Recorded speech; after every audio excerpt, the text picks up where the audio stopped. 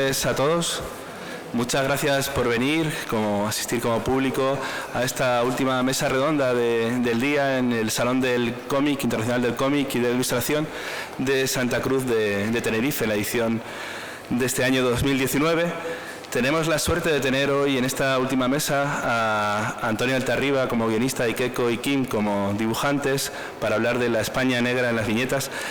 Muy apropiado el título, con esa ambivalencia. Hay que felicitar al que puso el título a la mesa, porque tenemos las dos vertientes, ¿no? Esa España negra, por desgracia, de ese siglo convulso, siglo XX español, y la España negra de la serie negra, ¿no? Del cómic negro, ¿no? De esa trilogía del mentiroso que estamos todos ansiosos de ver la culminación. A mí casi me da un poco de vergüenza estar aquí de moderador delante de estos tres gigantes del cómic patrio, ¿no? Altarriba y Kim fueron ganadores en 2010 del Premio Nacional de Cómic, la tercera edición, yo creo que fue, ¿no? Sí, ¿no? Recién estrenado con una obra como El arte de volar, ¿no? Con la historia, la memoria, la intrahistoria de la España, ¿no? Franquista y de la familia, ¿no? Familiar de Antonio Altarriba, que tuvo luego su continuación en El ala rota, ¿no? Y bueno, incluso podríamos pillar la derivada hacia Nieve en los bolsillos, Alemania 1963, ¿no? Una de las últimas obras de Kim, aunque ahora tienen, ¿no? Su rigor mortis de recopilación del jueves, sus 40 maneras de fornicar, sí, ¿no? Han salido cosillas, que es su experiencia, ¿no? Como inmigrante en Alemania. Y a partir de ese éxito, por la trayectoria de Antonio, es muy amplia, tanto como guionista de cómic, más experimental, ¿no? Quizá en los 80, ¿no? Recuperado con ese cómic erótico con Laura, ¿no? Y luego ya con El arte de volar, pues a partir de ahí empieza una nuevo, ¿no? Florecer que le lleva también a eso, a seguir haciendo obras con Kim y con Keiko, a unirse con Keiko, que era alguien que se inició, ¿no? En el mundo de las revistas del cómic en Madrid, con Z, ¿no? Ese rara avis de casi, ¿no? Por cómo, sí, ¿no? Exactamente, cómo surgió, ¿no? Del Madrid de los 80, y que de manera más o menos intermitente, obra propia, obra con otros, ¿no? Guionistas como Ramón de España, Hernández Cava, ¿no? Antonio Altarriba, pues hemos llegado, ¿no? A hacer también eso, la trilogía de Yo asesino, está publicado Yo loco, nos falta ese Yo mentiroso, y entre medias hubo ahí algo que es El perdón y la furia, ¿no? Que igual llegamos a hablar, ¿no? Algo relacionado con una exposición en el Prado, ¿no? Insisto, yo me siento muy pequeñito, y eso que se ve que el 1,90 m debería influir, pero no, me siento muy pequeñito a su lado. Y yo creo que esto ya, como cierre de fiesta, fin de fiesta del jueves, podríamos hacerlo como algo más, ¿no? Más charla, casi que mesa redonda, no sé, las preguntas que tenga la gente del público, ¿no? Yo me atrevo a lanzar un poco la primera, a ver qué pasa, en el sentido de que Antonio, ¿no? Con recorrido teórico también, relatos, ¿no? En fin, también tocando otra cosa que no es el cómic, decide contar la historia de El arte de volar en cómic, ¿no? ¿Qué influye para que de repente una persona conocida además por otro ámbito académico y demás, ¿no? Se lance y diga, yo es que lo quiero contar en cómic, ¿no? Hasta llegar a ser, ¿no? Hace poco le acaban de dar el premio de la crítica, creo, ¿no? De mejor guionista nacional, ¿no? En el Salón de Avilés, ¿no? ¿Por qué cómic? ¿Por qué un cómic para narrar una historia? Bueno, no sé, lo tuve claro desde un principio que esta historia tenía que ir en cómic, a pesar de que como también soy escritor literario y tengo publicadas unas cuantas novelas, muchos de mis amigos escritores, ¿no? me decían que este libro en concreto, El arte de volar, la historia de mi padre, un libro tan serio, que que es al mismo tiempo, pues no sé, historia, homenaje, es también terapia, pero que este libro tenía que ser una novela. Eso yo creo que os da una idea de cómo hasta hace poco, y creo que incluso todavía hoy, en muchos sectores de la cultura, el cómic tiene una consideración, ¿no? Como en el fondo lo que me estaban transmitiendo es, bueno, esas historias experimentales o de aventuras o de evasión, en cómic bien, pero claro, si quieres hacer algo serio y ser respetuoso con tu padre, ¿cómo vas a hacerlo un personaje de TVO, ¿no? Y que parecía que eso iba a ser como una especie de... que mi padre se merecía una novela, ¿no?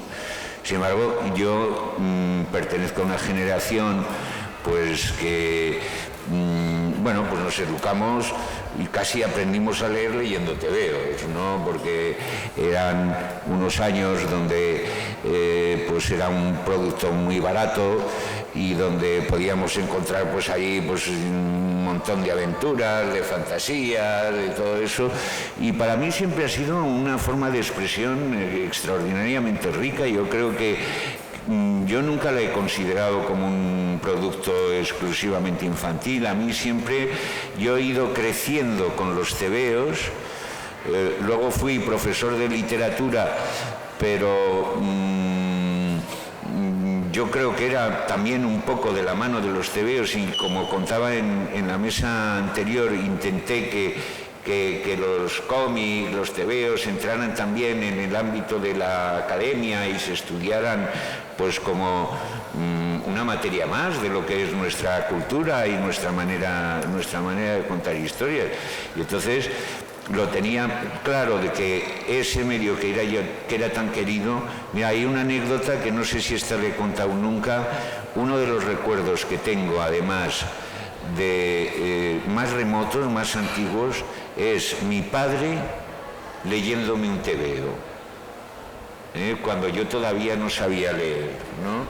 Entonces, coño, pues yo pensaba que eso, para empezar, a mi padre, que era la persona que más me importaba en ese momento, en este tema, que le pusieran un tebeo no le iba a parecer mal, porque él mismo me había casi enseñado a leer en las páginas de un tebeo, que aún me acuerdo, era un Pumbi de los primeros, porque fijaros, pues estoy hablando del 56, 57, de aquellos años, ¿no? Y además, no solamente era por mi amor al cómic, por ese vínculo que teníamos mi padre y yo, sino porque yo pensaba que para contar esta historia, claro, iba a ser una historia casi de un siglo entero. Mi padre murió con 90 años, ¿no? Es decir, nació en 1910 y muere en 2001.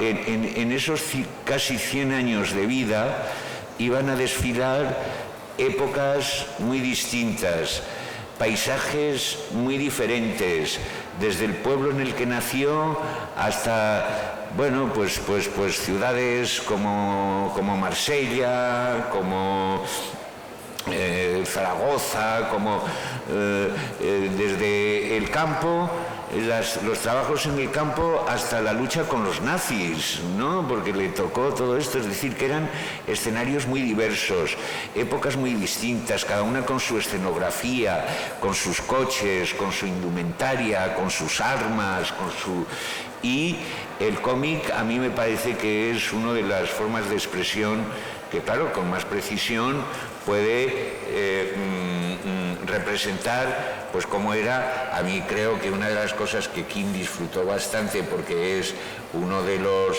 las viñetas que a mí me pareció, es cuando dibujaste el hispano-suiza, ese hispano-suiza reluciente que mi padre que venía, que era un pobre campesino y que le encantaban los coches, de hecho se hizo chofer y todo esto, y claro, un hispano-suiza para los más jóvenes en aquella época era el Rolls Royce, ¿no? Era el coche bueno, y entonces King se marca un hispano-suiza estupendo, brillante, con todos sus detallitos. Bueno, tú me mandaste fotos del hispano-suiza, me acuerdo. Sí, porque hubo una exposición en Barcelona, sí. Ah, sí, pues bueno. Sí. Sí, bueno, ya no lo conoce nadie este coche. Bueno, sí, alguna gente, pero... En su época era un coche más que tenía mucho más lujoso que un Rolls Royce, ¿eh? Es un coche. Sí, era Fue un coche, vamos, que marcó toda la época, en los años 20. Sí, sí. Y ahí, ejemplo del lujo absoluto. ahí yo creo que en ese aspecto, todo lo que es la parte de King, porque claro, la historia es la de mi padre, es la historia que yo cuento, pero claro, todo eso viene escenificado, envuelto en el dibujo de King, que también, pues, claro, hizo ahí un gran esfuerzo porque en ese aspecto es muy meticuloso y yo creo que desde siempre de buscar, bueno, pues si estamos en este sitio, cuál sería la atmósfera, cómo eran los muebles en aquella época, qué es lo que se bebía en aquella época, cómo se vestía, cómo eran las boinas, cómo tabaco fumaban, y ahí, pues bueno, tú tuviste un trabajo de documentación y eso Sí, importante. ¿Pero un trabajo de documentación ya con internet o...? Sí, con internet. Bueno, yo no tenía internet, no tenía ordenador. Pero en esa época estaba en el Jueves y iba ahí y preguntaba, oye, ¿me puedes buscar una foto? A ver si un hispano-suiza, a ver si hay alguna. Y el tío me miraba y me decía, ¿cómo dices? Si hay alguna, verás, ¡pam! 200 o 300 fotos, ¿no? Y yo quedaba, una estación francesa, ¿no? La estación de Marsella o el puerto de Marsella, ¿no? Fotos ahí. Claro, yo me quedé alucinado, pensaba, esto es increíble. Estamos hablando de hace 10 años, ¿no? Y entonces decidí comprarme el ordenador. Porque esto ahora a los más jóvenes les puede parecer casi inconcebible, ¿no? Pero para antiguamente, cuando tenías que documentarte para algo, o sea, tenías que recurrir al material gráfico disponible. Bien sea en bibliotecas, tu propio, ¿no? Porque antes los dibujantes siempre teníamos... Los diccionarios no tenían algún dibujo, pero no el que necesitabas tú nunca estaba, ¿no? Tenías que tener, por ejemplo, miles de recortes de cualquier cosa que vieras en una revista que te interesaba. Un reportaje sobre Praga en los años los dibujantes... 40, ¡pum!, lo recortabas y lo guardabas. Dices, esto pues si algún día me vale, ¿no? Yo me acuerdo que los dibujantes de la época de los años 60 y así te decían, tienes que hacer tu archivo. Claro. Y recortar coches, los aviones, tener... todo, ¿no? Entonces, claro, tenerlo todo es imposible, pero... Mira, yo siempre cuento una anécdota, que es así muy chusca y tal, pero demuestra hasta qué punto ha cambiado la tecnología todo esto de la documentación. ¿Se oye el niño? ¿Se oye? Bueno, yo trabajaba... joder, madre mía, quizás demasiado, ¿no? Bueno... No, esto que yo trabajaba en el periódico ABC y entonces me encargaron de un día para otro hacer una ilustración en la que tenía que figurar el edificio este de Joan Miró que hay en Madrid, el Palacio de Congresos y Exposiciones. Todavía no había internet, esto era el año 90 y... Bueno, ya había internet, pero era como una cosa para ricos y tal, ¿no? Y lo tenía que hacer de un día para otro, ¿no? Y yo no tenía, ellos no mandaban nada, porque te decían, claro, ¿cómo que te mandamos? Un mensajero con una foto del... Y yo buscando, ¿no? Digo, en todo digo, a ver si tengo una fotografía del palacio este de Congreso. Nada, ya desesperado, llamé a amigos, tal, porque ya estaba todo cerrado y no había ni bibliotecas ni nada. Pues cogí al día siguiente, como tenía que entregarlo al mediodía, me fui por la mañana con la libreta allí. Digo, menos mal que vivo en Madrid, ¿no? Porque digo, y puedo ir a verlo in situ. Y me fui allí y tomé apuntes del natural, porque entré dentro del Palacio este de Congreso y digo, oiga, ¿no tendrán una postal o algo? ¿No tienen postales o un folleto? Y eso no. Entonces me salí fuera, como llevaba papel y lápiz, y me puse allí y lo copié y lo dibujé. O sea, ahora todo esto que cuentas, dice, ¿pero qué me está contando este tío, no? O sea, ahora haces así, ¡pum! Y es una cosa monstruosa, ¿no? Lo que hay, ¿no? De cualquier cosa que busques. Ha cambiado mucho esto. Joder, bueno, ha cambiado, madre mía. Bueno, pues eso, y luego, pues claro, daros cuenta, por ejemplo, para todo esto, que es la pregunta inicial, ¿no? Es decir, ¿por qué en cómic? Pues daros cuenta de que, en primer lugar, porque las distintas épocas se encuentran una realidad incluso, casi podríamos decir hasta más fiel que la cinematográfica, porque es el detalle al mínimo incluso hay muchos detalles que igual en un momento determinado para el lector no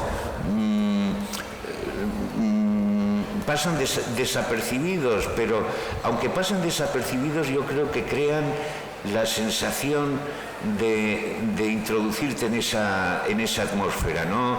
Igual no te has fijado pues que en el fondo de esa viñeta hay un cartel anunciando una corrida de toros, de no sé qué, porque estamos en los años 50 y ya aparecen las figuras o los nombres de los toreros que eran los que en aquel año y eso está sacado pues igual de un cartel que realmente existió. Es decir, pequeños detalles de estos de ambientación, ¿no? Pero es que también para, digamos, no solo como una escenografía, sino también para los sentimientos de los personajes, los distintos momentos por los que pasan, de alegría, de tensión, de todo esto.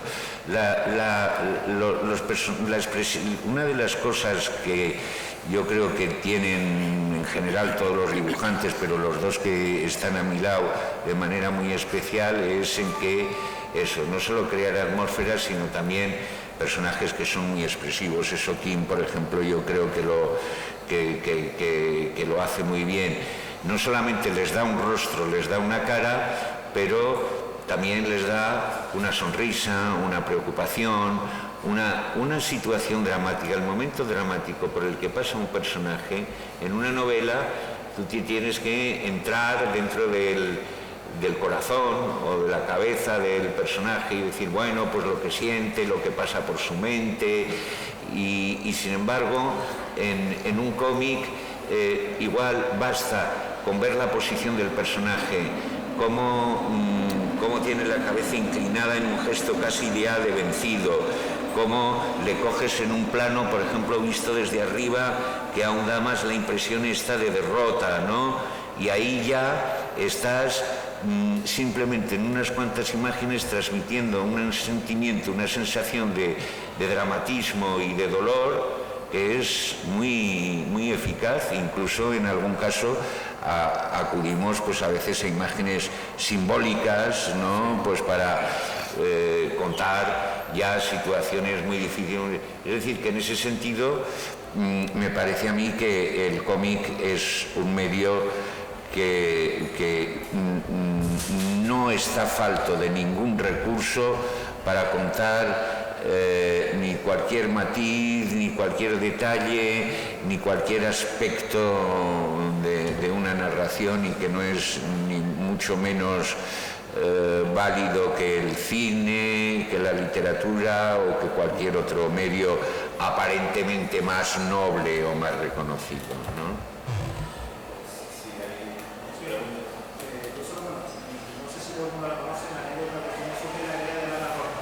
Sí. Sí, lo conoce todo el mundo, la anécdota de cómo se te ocurre o quién te da la idea de hacer la rota, y también la labor de documentación, que creo que fue un poquito más ardua que con el arte de volar. Y también quería preguntarle a Kim si, viniendo un poco de un dibujo más de humor o de sátira, si le fue muy difícil no cambiar el registro, sino adaptarse, y además un cómic tan extenso, ¿no? Bueno, no, o sea, sí que me costó, porque yo llevaba pues más de 20 años en el Jueves, o 30, yo qué sé, ya no sé, mejor no contarlo, pero y cuando me llamó yo me quedé muy sorprendido, porque yo no sabía que él conocía, yo que había hecho ilustraciones, papel, Playboy, Penthouse, en plan óleo, ¿no? Y tal. Había hecho cosas, digamos, entre paréntesis, serias, no dibujo de humor solamente, ¿no? Y cuando me llamó le dije, hombre, es que yo solo hago humor en el Jueves. Ya lo sé, pero me dijo, tú has hecho esto, y sabía todo lo que había hecho. Este tío, ¿dónde sale? Y entonces me dice, hombre, tú lo puedes hacer y tal. Y yo no sé si te contesté el mismo día, ¿no? Creo que sí, ¿no? Que te dije, bueno, lo podemos intentar. Pero yo pensé, ¿por qué no? ¿Por qué no probarlo, no? Porque realmente era una cosa totalmente distinta a lo que hacía yo. Bueno, yo luego pensé, pues igual vale la pena probar, pero en ningún momento me pensé que el libro podía tener éxito ni nada de esto. Incluso cuando lo acabé, yo y Antonio creo que pensaba igual, pensábamos que sería un libro de minorías, un libro que se vendería en 1000, 1500, que bueno, y que adiós. Pero poco a poco empezaron a salir notas en la prensa y yo llamaba a Antonio y decía, oye, pero son amigos tuyos estos tíos o qué? Y decía, no, yo no los conozco, que van a ser amigos míos, son los críticos. Digo, pero es que yo no sabía ni que había críticos de cómic, ¿no?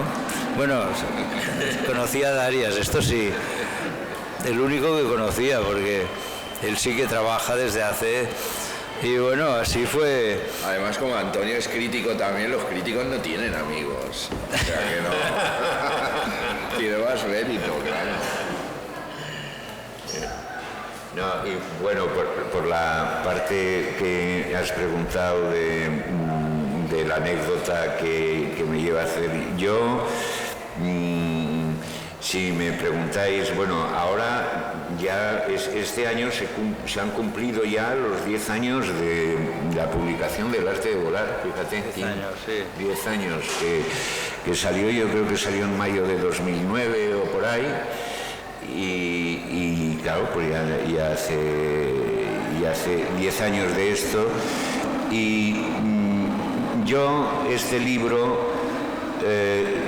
yo nunca había pensado que iba a trabajar. Yo llevaba haciendo cómic y guiones, pues pero bueno, un poco de fantasía, un poco de ciencia ficción, experimentales, como comentaba Sergio. Antes de estos había hecho unos cómics eróticos con Laura, también, pero esto de contar la historia de la familia, pero claro, mi padre no os desveló nada porque, aunque no hayáis leído el libro, pues es lo primero que aparece y yo creo que, aunque es el punto de partida, lo más importante es conocer las causas más que el efecto. Mi padre se suicida, muere ya muy mayor, con 90 años, tirándose por una ventana. Y claro, os podéis imaginar que eso es... yo estaba muy unido a él y eso pues fue un golpe tremendo, y yo creo que lo que, no inmediatamente, porque esto fue en 2001 y me dejó tan tocado que estuve como 3 años así, un poco zombie, un poco... Bueno, daba mis clases, hacía mi trabajo, pero nada más, ¿no? Y luego yo creo que ya pasado un cierto tiempo me decidí a escribir este libro, pues no sé, pues para reivindicar la memoria de mi padre, contar un poco las razones que le habían llevado a tomar esa decisión.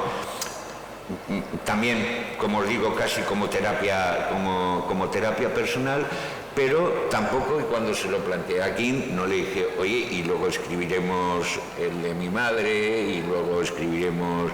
Bueno, luego ya cuando le planteé lo de mi madre, ya se empezaba a cachondear y dice, ¿y ahora qué va a ser? Luego tu abuelo, luego tú... No tengo hermanos, pero bueno... Voy a dibujar aquí la historia de toda la familia. Bueno, pues el caso es que habíamos escrito había escrito esto, lo había dibujado Kim, había tenido un éxito sorprendente, como ha contado Kim, porque no nos esperábamos esa reacción, se estaba empezando ya, o sea, ya estaba traducido en un montón de idiomas y todo esto, y en una presentación del libro en Francia, en una sala, pues no sé, pues como esta, pues una señora levantó la mano y preguntó, simplemente hizo esa pregunta: ¿y su mamá? Me dijo, ¿y su mamá? Preguntó. Esa fue la pregunta, ¿no? Y entonces pues yo empecé a decir, digo, bueno, es que mi madre sale poco y sale, pero que es la historia de mi padre, el protagonista es él, no sé qué.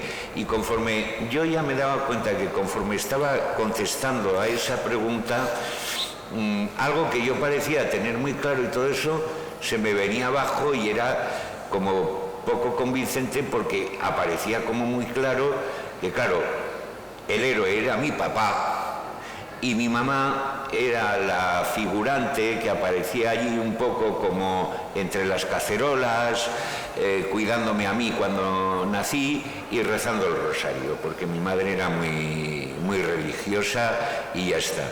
Es más, en cuanto me puse a reflexionar un poquitín más sobre eso, me di cuenta de que ese carácter un poco difuminado de la figura de mi madre, de que estuviera siempre así en un rincón y todo eso, casi como que jugaba y le daba a mi padre una dimensión más heroica, ¿no? Como que había hecho muy borrosa a mi madre para que mi padre quedara más nítido. Él era el héroe, él era el que se había jugado la vida en las batallas y todo esto, y mi mamá, pues eso, era la que cuidaba la casa y tal, ¿no? Y claro, pues eso, además de injusto, es falso, porque si alguno habéis leído el libro de mi madre, pues mi madre tuvo una vida tremenda también, ¿no?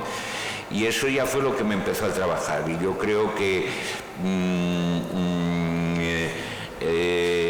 estos años, los años que han ido desde 2009, la publicación de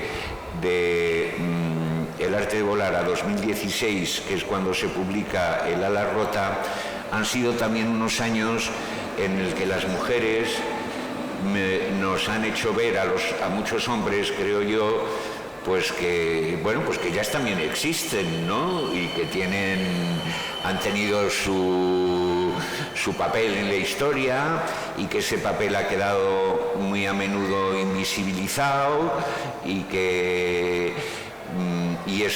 yo me di cuenta de que, claro, me estaba contribuyendo también a esto, ¿no? E igual mi madre también, un poco desde el otro mundo, también estaba ahí enredando y diciendo: joder, a tu padre el libro y a mí que me parta un rayo, ¿no? Bueno, y ese yo creo que fue el conjunto que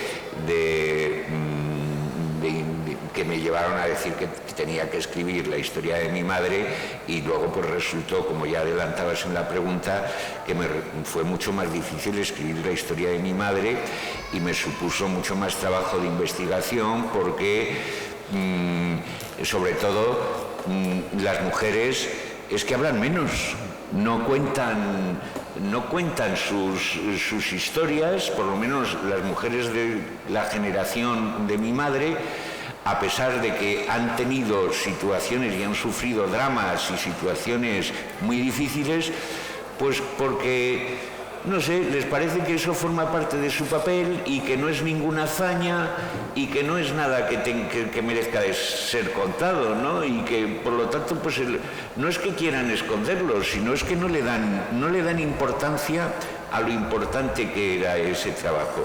Y eso, claro, pues me hizo que tuviera que escarbar mucho en la historia de mi madre, porque, pues por ejemplo, hay un episodio que ocupa una parte muy importante en el libro. Mi madre, como muchas mujeres de su época, pues cuando pudo salir del pueblo se fue a servir a la ciudad, ¿no? y estuvo a las órdenes, llegó a estar a las órdenes del capitán general de la Quinta Región Militar de Zaragoza, un general de la que ella, cuando hablaba, decía: a mí siempre me trató muy bien el general.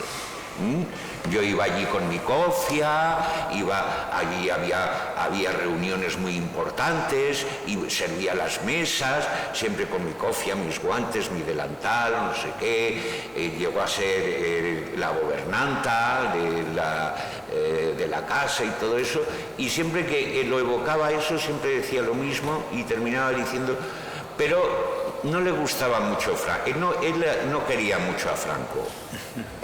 Y claro, yo había que decir, claro, cuando me pongo a mirar un poco esto, digo, joder, en 1940, 41, 42, justo después de la guerra, un general que no quiere a Franco, raro, ¿no? Esto, ¿no? Y tal, ¿no?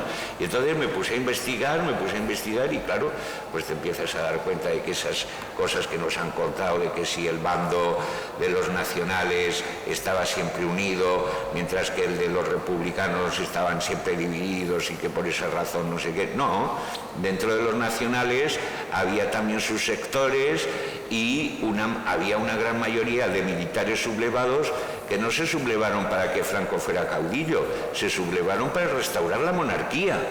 Eran monárquicos y no soportaban a Franco en el poder. Ellos querían que volviera a quien ellos llamaban Juan III, que era el abuelo de nuestro rey actual, el padre de Juan Carlos, don Juan, ¿no?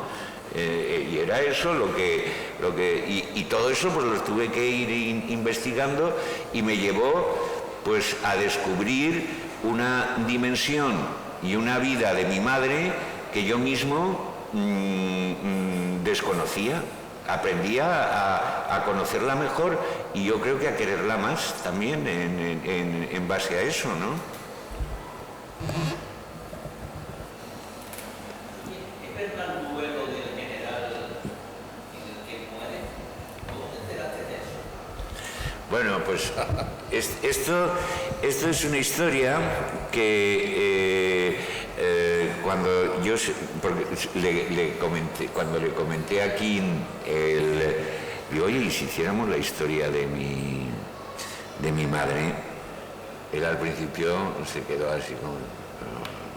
Yo le dije, bueno, esto que ha dicho él, ¿no? Pero que vamos a hacer la familia, pero tu tía y tú...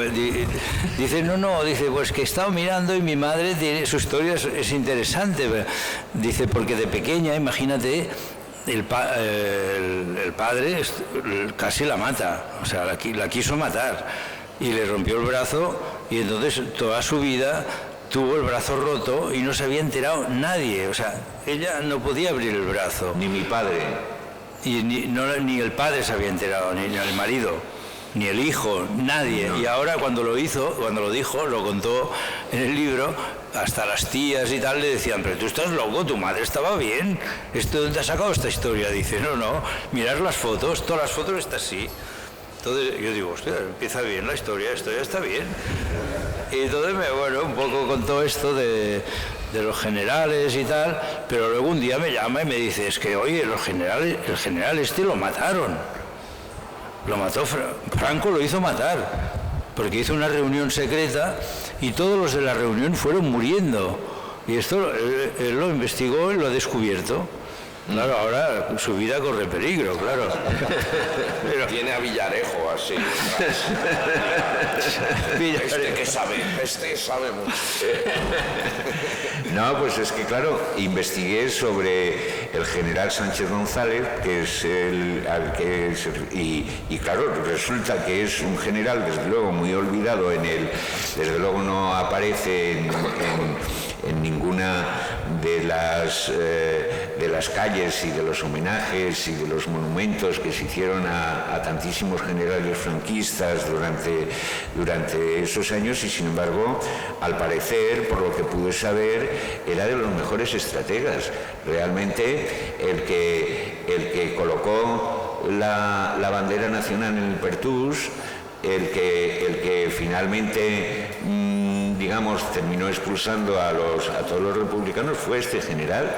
Fue también el que estuvo en el famoso cinturón de hierro de Bilbao y bueno, el cinturón de hierro se quedó en papel mojado porque pasó por encima. Es decir, que era quizá de los generales que había dentro de los sublevados uno de los mejores estrategas. Uno de los mejores estrategas, ¿no? Entonces, claro, cuando quieres saber un poco el destino de este señor, una de las cosas que empiezas a encontrar en cuanto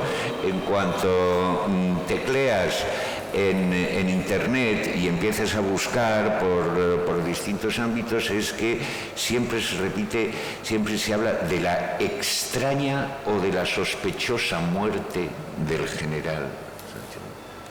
Porque sobre esto hay, pues bueno, son toda una serie de hipótesis. Parece, yo me quedé con una y que además corroboró... Sí, a mí, yo me acuerdo de niño, mi padre, cuando murió este general, que era el capitán general de Barcelona, dijo, estaba con unos amigos, digo, sí, y estaban contando que se mató, lo mataron en un hotel, en un desafío entre dos generales, y el otro era Muñoz Grandes, que mandó a Franco lo mandó a Barcelona. Bueno, yo había oído que un hotel, que yo pensaba que era de Barcelona, ¿no? Era un hotel cerca de Andorra o no sé. Sí, y parece que sí, que de verdad fue un desafío a tiros, o sea, todo es muy militar y muy... Luego, sobre eso, me han llegado algún tipo de informaciones que vienen a confirmarlo esto. Muñoz Grandes, como sabéis, era una figura importantísima dentro del régimen y un hombre en todos los sentidos de armas tomar. Era uno de los pocos no alemanes que tenía la Cruz de Hierro con laurel de... Espadas y robles, ¿no? Porque fue el general que estuvo al mando de la División Azul. Es más, incluso se rumoreó que Franco lo relevó al mando de la División Azul porque la cúpula de la Alemania nazi lo encontraba más fascista y más enérgico y más identificado con los valores nazis que el propio Franco, y por eso Franco lo apartó, porque claro, la simpatía... Es que a Hitler le horrorizado Franco cuando lo conoció. En Endaya dijo, este hombre es como un dolor de muelas, digo, ni una vez más me voy a reunir ya con él, ¿sabes? Y después de la campaña de Rusia, yo quiero a este tío al frente de España, ¿no? Entonces, bueno, el caso es que luego lo único que he oído es que todo han sido, porque esto, claro, forman parte de esta historia que es una historia secreta en la que no tienes nunca un documento que te confirme que esta misión se llevó a cabo de esa manera, ¿no? Pero todo lo que yo he ido leyendo, lo que últimamente me dijo Fer, por ejemplo, no sé si fue Fer, no, alguien que había estado, no sé si había tenido alguna relación de parentesco con el general, que esto que yo hago de que Muñoz Grandes sale ileso porque el otro ni siquiera dispara, que Muñoz Grandes salió con un balazo en el hombro. Eso es lo que me han contado, pero claro, forma parte de esa historia secreta que va a ser siempre muy difícil que podamos encontrar una documentación que lo corrobore, porque no creo que ni Franco firmara ninguna orden sobre esto, ni Muñoz Grandes hiciera ningún informe por escrito. Claro. No creo que eso se vaya a encontrar, pero bueno, es la hipótesis que en estos momentos se maneja y que me pareció que era mi más convincente y adecuada dada la situación, ¿no? Aparte de que, bueno, no me digáis, un duelo de generales en el pasillo de un hotel, Eso es, narrativamente, es oro puro, ¿no? Es... ¿Pero qué lo hicieron en el pasillo? Bueno, no sé si lo hicieron en el pasillo o lo hicieron en el vestíbulo, ¿eh? O sea, pero dentro del hotel. Dentro del hotel. Pero claro, si te lo imaginas, tiene que ser en el pasillo, porque ¿dónde van a tirar? En una habitación no pueden tirarse. En el bar. Yo me imagino en el bar. En el jardín, bueno, en el jardín del hotel, pero... Oye, ¿de verdad que ustedes no tenían conciencia de que el arte de volar era una obra maestra? ¿No tenían ustedes conciencia de eso? En absoluto. Yo por lo menos no. Yo incluso tenía cierta como... Hombre, no... Yo estaba contento, en cierta manera, porque estuve 4 años haciéndolo, ¿eh? Porque lo hacía... En esa época tenía mucho trabajo yo. Lo hacía a ratos libres, ¿no? Y yo les dije, lo único que os pido es que no me hagáis ir correr, porque... No, tú hazlo tranquilo. Y cuando lo acabé, pues... Lo corrigí, él lo corrigió, bueno, vale, pero en ningún momento dijimos, esto va a ser un éxito, no.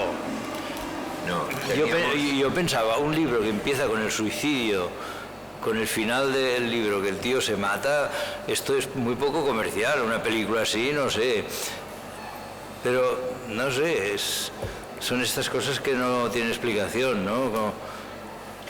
Pero piensa que acaban de comprarlo en China el libro. Hace 3 meses o 4 llegó la carta de Francia que lo ha comprado China y que va a hacer una tirada de 20.000 ejemplares del arte de volar, ¿no? Y del otro, y del ala rota. Y del ala rota.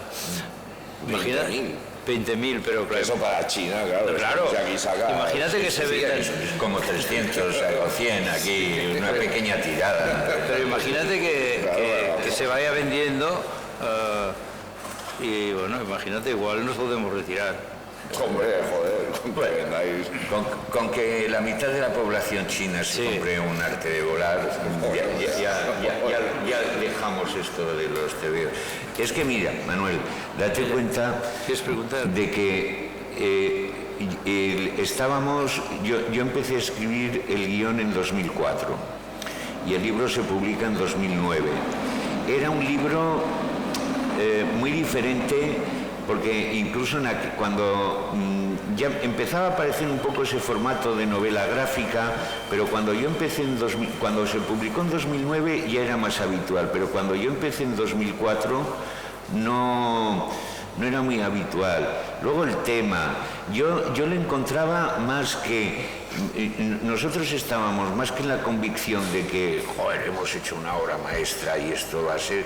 Estábamos con las dudas de que aquí, bueno, ya con tener la edición que nos hizo Paco Camarasa, esta edición que aparece aquí, porque él nos dijo, dice, bueno, el propio editor lo que nos dijo, bueno, este es un libro muy bonito, está muy bien, me encanta, pero es para un público reducido, dijo él.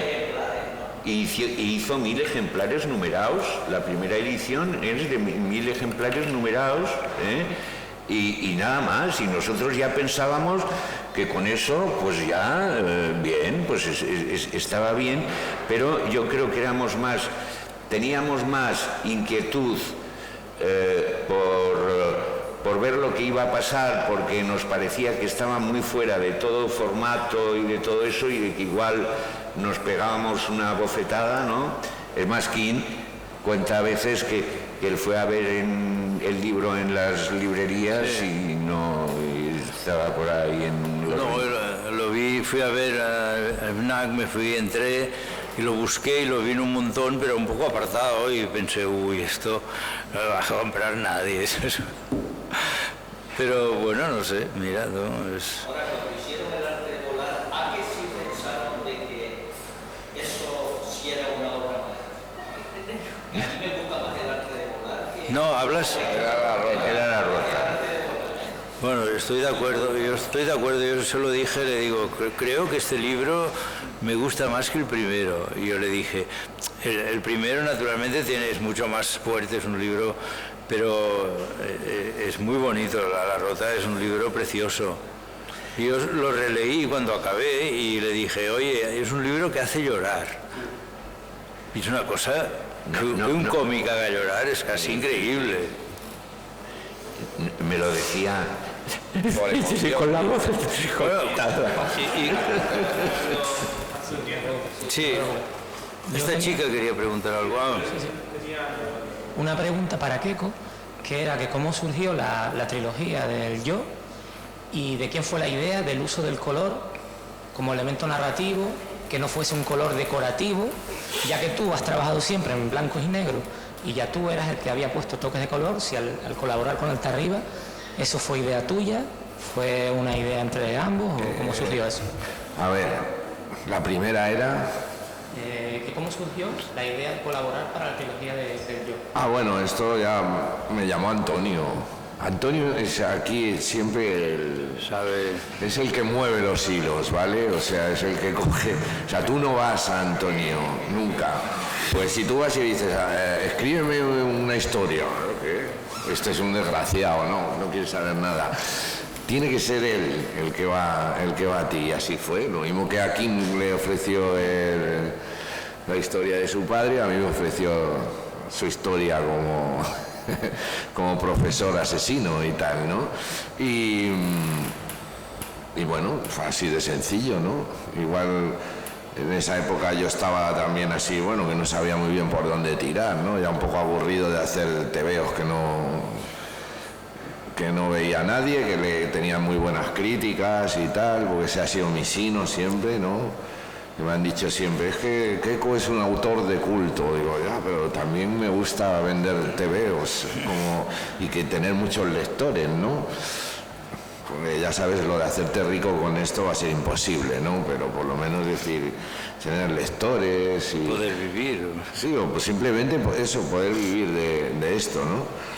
Y bueno, pues me vino con esta historia. La idea era en principio hacer uno. Una vez que, bueno, funcionó muy bien, nos dieron el premio de la crítica en Francia. La verdad es que, bueno, fue tremendo. Quizá para Antonio no, porque ya venía ya de un éxito ya, pero para mí fue entrar en una dimensión desconocida, ¿no? Que es acceder un poco así al mundo de los profesionales de la historieta y pues ir a los salones, ¿no? Porque yo siempre he estado metido en mi casa con mis cosas, ¿no? Y de vez en cuando me acercaba a saludar a la gente y ya está, ¿no? Pero ahora de esto de verte ahí, pumba, de repente salir a la palestra, ¿no? Y que te digan, mira, este tío es un autor y tal, y estaba ahí escondido, ¿no? Y que te saquen así al público. Al principio yo no te creas que lo llevaba muy bien, ¿no? Me voy acostumbrando.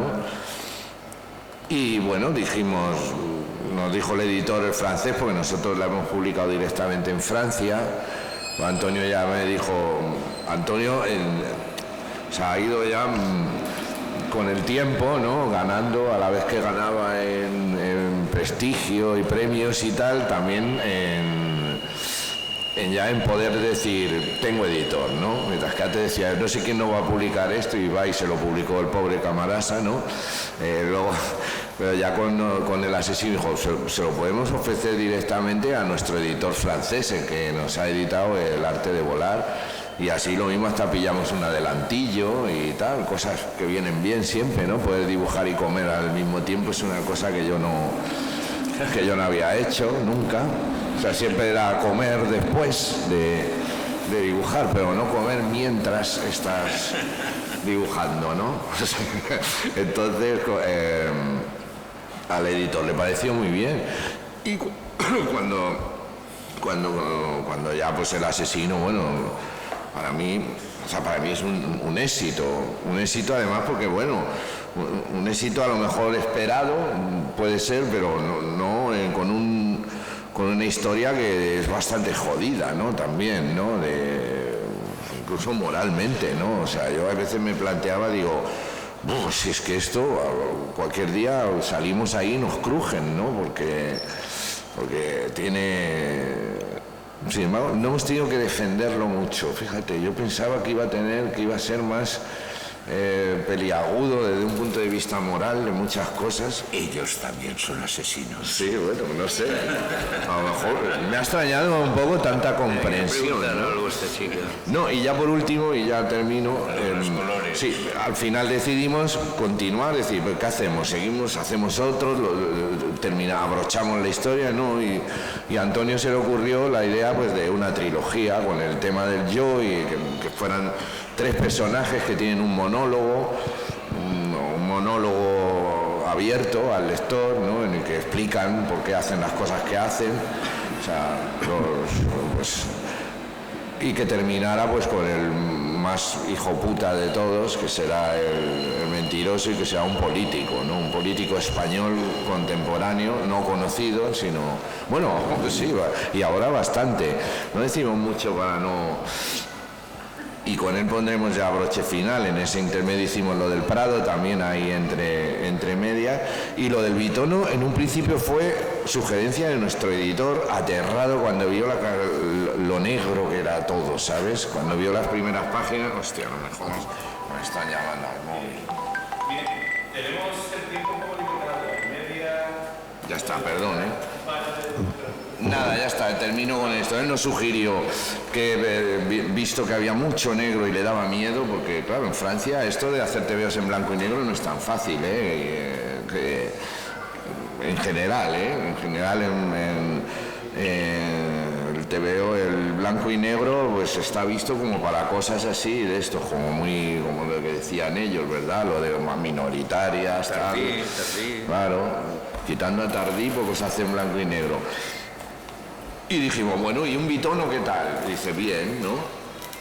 Y lo empezamos Pero Antonio y yo discutiendo, yo no quiero volver a hacer un Bitono así pues, para que nos quede bonito, ¿no? Sino, joder, en serio. Ya está, bueno, que suene. Ignorable. Y Antonio y yo discutimos, claro, lo de hacer un Bitono que fuera narrativo, como se ha usado también muchas veces, ¿no? Que fuera puntuando cosas que nos interesaban, que fuera... Seguro que es mi madre, la he estado llamando toda la tarde y no me la ha cogido. Y ahora, justo ahora cuando estoy en esto... Y esto es una llamada de madre. Contesta. No, ya se ha cansado. Mira, Vale, ya está, creo que lo he contado todo. se oye. Concretamente con el Yo Asesino, ¿qué tal se lo tomó la Universidad Española? No va a poder... Los universitarios españoles no leen cómics. Eso te lo puedo decir.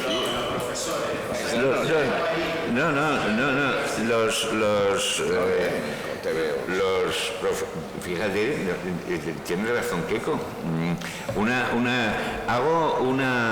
Dentro del libro Yo Asesino, hago una broma, un poco de humor negro. Entonces son profesores de historia del arte y entonces, como es un departamento que están divididos, confrontados, se dicen, el grupo conspirador dice, ¿dónde podemos quedar que no nos vean los rivales, los compañeros rivales?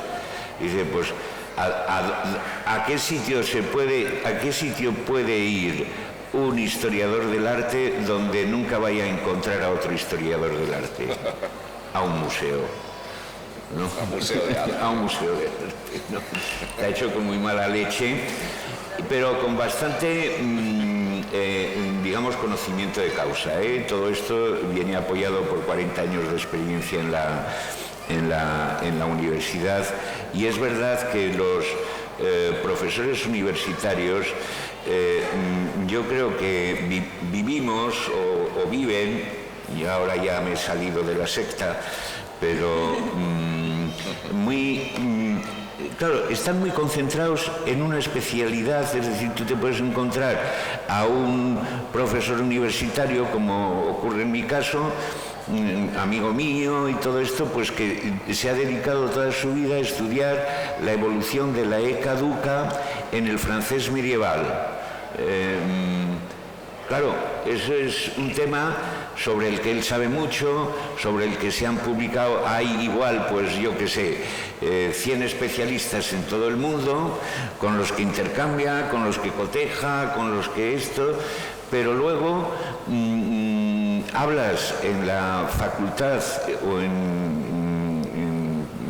y os estoy hablando de una facultad de letras, que se supone que tiene que estar más en contacto con las actividades culturales de la última película, de lo último que se ha publicado y todo eso, y en general lo que te encuentras es una gran ignorancia, ¿no?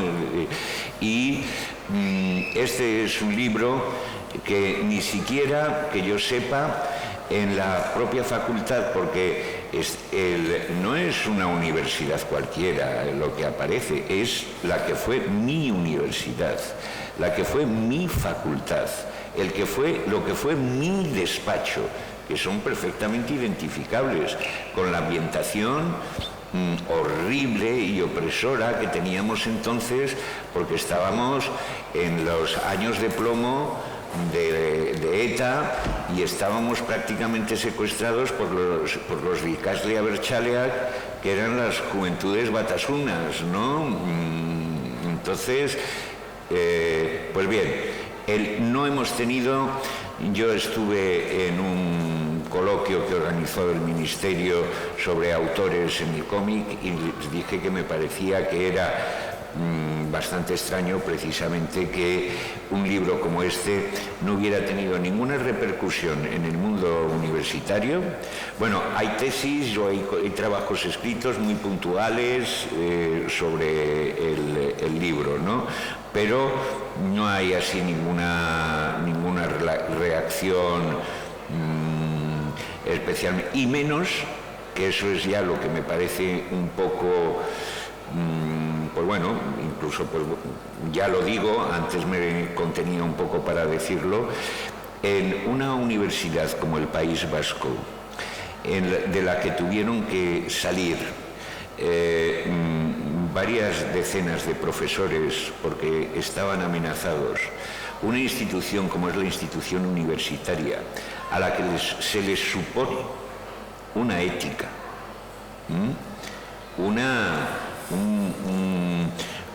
una reflexión sobre los acontecimientos ocurridos y sobre la historia, en un momento en los que se habla tanto de condenar aquellos actos que fueron terribles y todo esto. La Universidad del País Vasco no ha hecho nada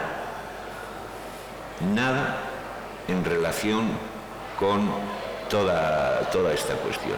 Entonces, los ecos que yo tengo sobre este libro dentro del ambiente universitario se limitan prácticamente a algunos lectores que vienen, y ya se lo adivino por las pintas, porque el universitario tiene un poco la pinta, y sobre todo por esa sonrisa de oreja a oreja con la que viene, y dice, me ha encantado, es que soy profe de la universidad.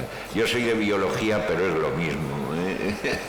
Entonces, salvo algún caso de estos aislados, así una reacción, sobre todo en lo que respecta a la, como os digo, a la Universidad del País Vasco, que debería ser casi una obligación, no ha habido.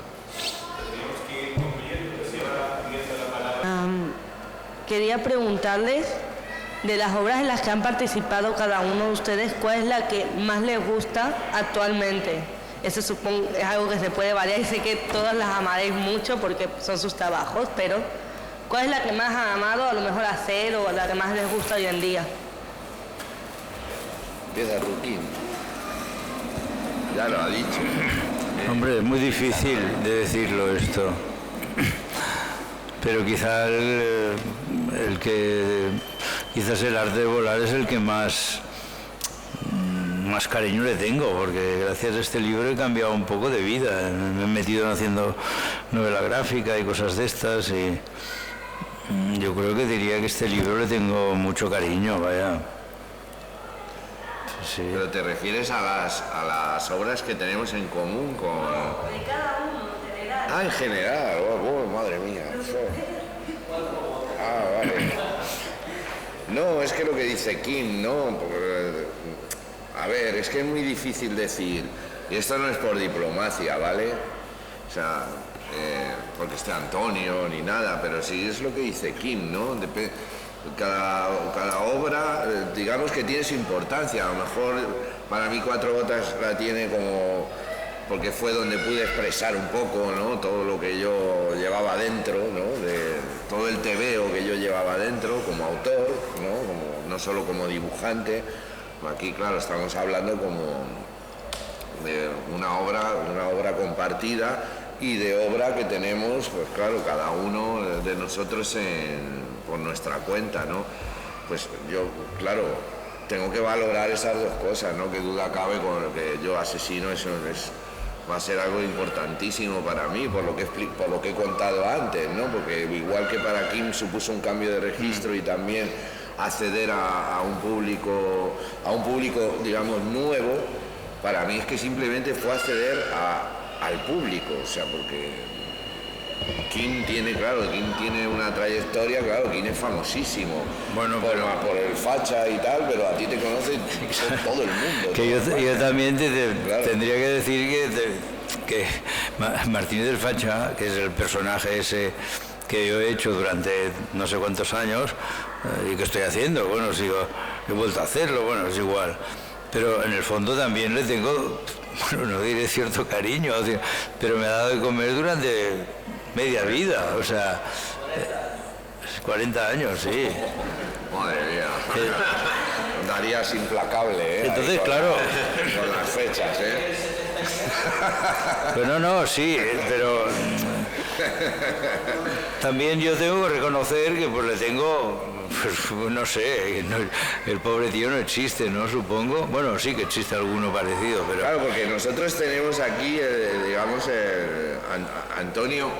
Antonio necesita siempre de alguien que le ponga sobre el papel estas historias, ¿no? Que le ponga cara, cuerpo, lo que ha contado, que ponga escenario a esta.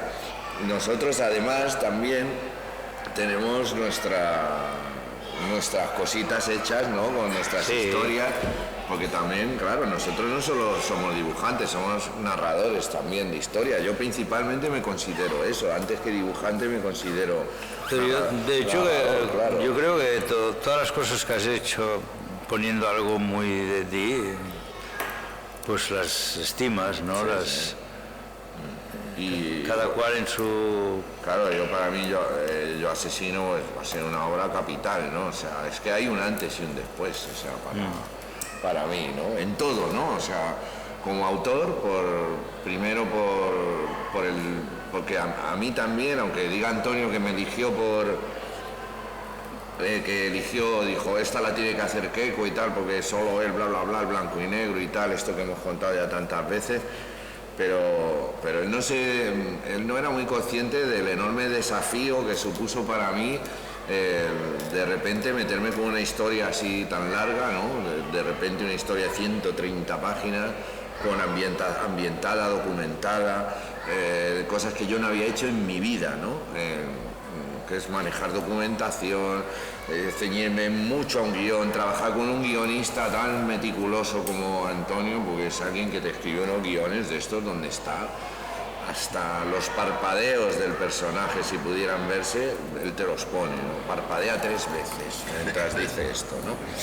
Y claro, qué duda cabe que a mí eso, pues, oye, me ha hecho no solo salir de la madriguera, digamos, sino también cuajarme, ¿no? Cuajarme como dibujante y como autor, ¿no? Con algo así que ya exige, digamos, una profesionalidad, muchas cosas que yo no sabía que tenía, ¿sabes?